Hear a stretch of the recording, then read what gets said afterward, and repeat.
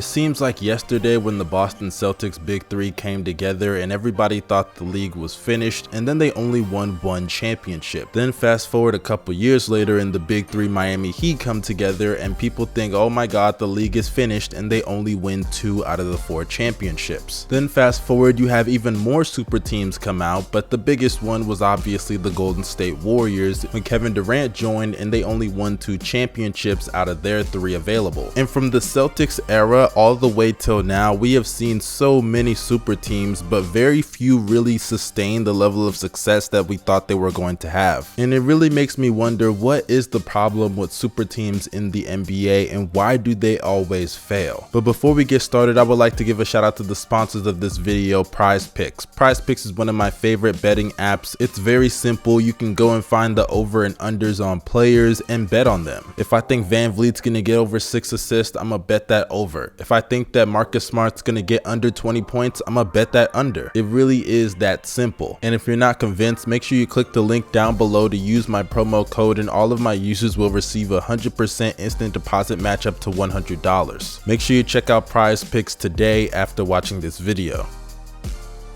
Now, when I say super teams always fail, that doesn't mean that I'm saying they don't win a championship. That's not the point. The point is, when super teams are usually built together, they're always supposed to have a long sustained amount of success. And that success is virtually meant to lead to a championship every single season possible. But we have seen time after time after time that is just not the case with so many super teams, especially as of late. Now, I know a lot of LeBron fans are gonna be mad when I say this, but you gotta just accept the fact that LeBron did popularize this. Yes, the Celtics did it first, but LeBron James, Chris Bosh, and D Wade, they did something that was unprecedented. They took 3 All-NBA caliber guys in their primes, in their 20s, and came together. The Celtics were guys that were in their 30s at the end of their primes, obviously trying to win their first championship. And ever since that Big Three in Miami has been formed, we've seen an explosion of super teams in the NBA. But the problem that I think a lot of people have when it comes to these quote-unquote super teams is that people just excuse the real ingredients needed not only for a super team to win a title, but for any team in the NBA to win a championship. For example, let's look at the Brooklyn Nets. The Brooklyn Nets Big Three was one of the greatest offenses of all time when they were together. But we all know on the defensive side of the ball,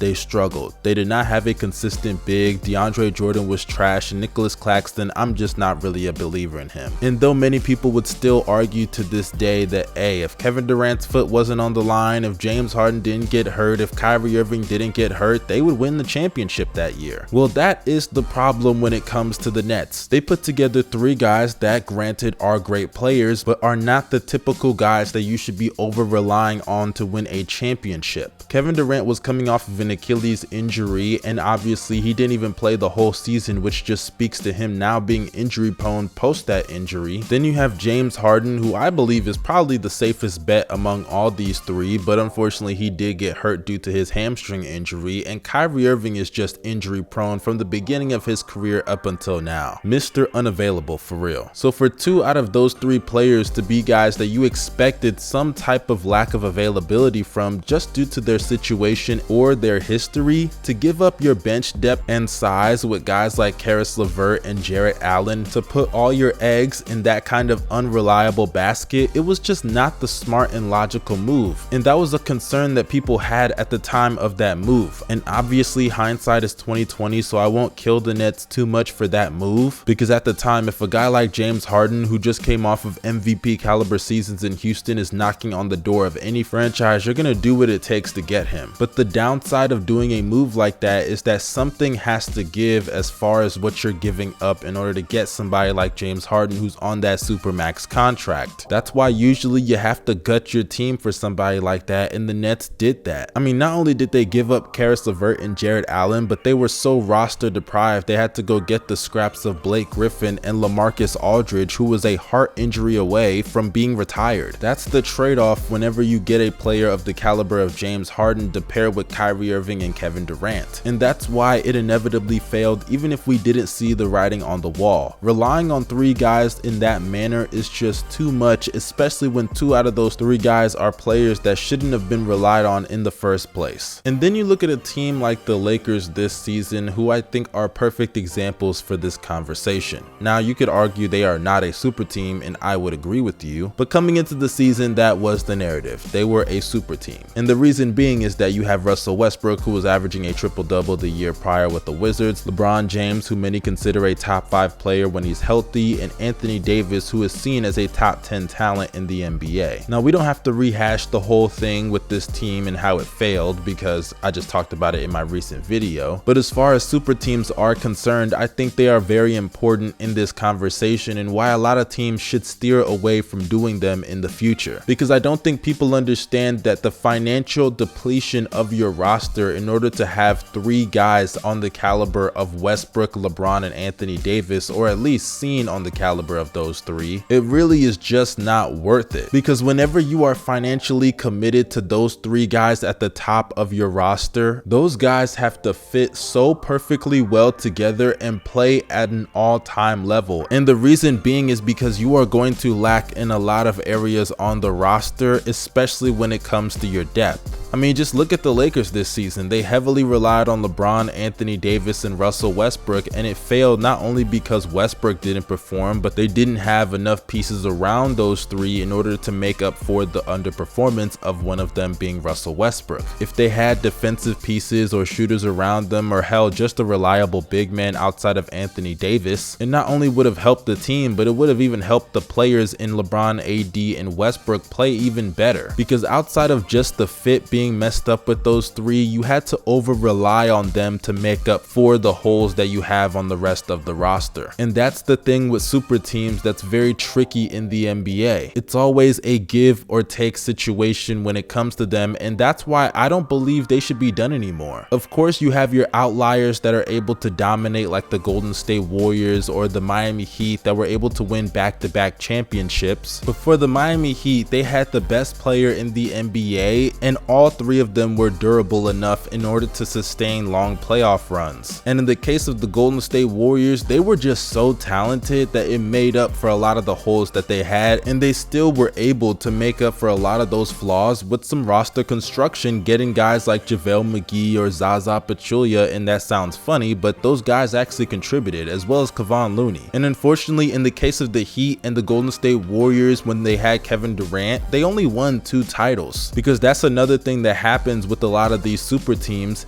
injuries and health. Because not only do you have to sacrifice financially, which the Heat and Golden State Warriors did with guys like Kevin Durant and LeBron James taking less money, but you gotta really hope that you all stay healthy when you need to be healthy. And in the case of the Miami Heat and Golden State Warriors, key guys like Dwayne Wade, Klay Thompson, and Kevin Durant dealt with injuries at the worst possible times. So in conclusion, the super team problem in the NBA is that you have to go to extremes and over rely on 3 guys to truly carry your team, and unless one of them or all of them are willing to take a financial setback, your roster depth is going to suffer in a very, very huge way. And if those guys don't fit and they need time to build chemistry and injuries come into the equation, which is very likely, it's just not going to work out. And we've seen over the last decade so many super teams fail due to those reasons. And I hope that the recent failures of the Brooklyn Nets Big 3 and the Lakers alleged Big 3 really steer front offices away from doing these Big 3s and quote-unquote super teams. Because aside from the fact that a lot of them don't work out the way a lot of people think they do, the league is just better with duos, I ain't gonna lie. But you guys, let me know your opinions down below in the comment section. I would love to know what you guys thought about this video. What do you think about super teams and the future of the NBA with them in the league? Also, don't forget to drop a like, subscribe to the channel, and press the bell for post notifications. It's your boy Young Mustard signing out. Y'all stay safe and have a blessed day. Peace.